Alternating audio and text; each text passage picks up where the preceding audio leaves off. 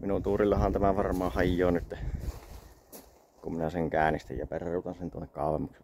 Eihän tätä jaksa yksinään työntää, varsinkin kun se on sopivasti ja tulee niinku montusatussa. Katsotaan mitä tässä tapahtuu.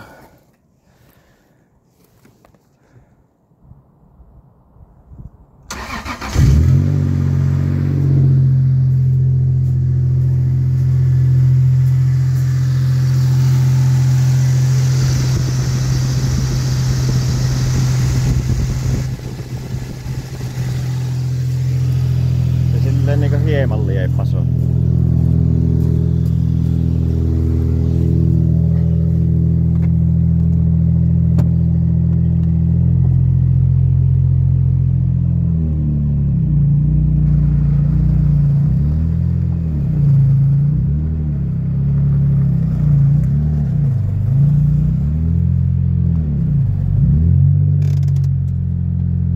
Se jätetään siihen.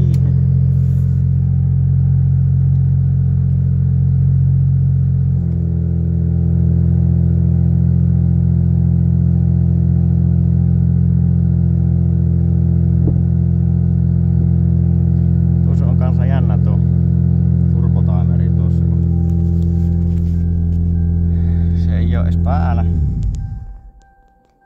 Tähän mennessä se kyllä toiminut silleen niin kuin se varmaan pitäisi sit toimia, että kun sinä sammutat, niin sinä sammutat.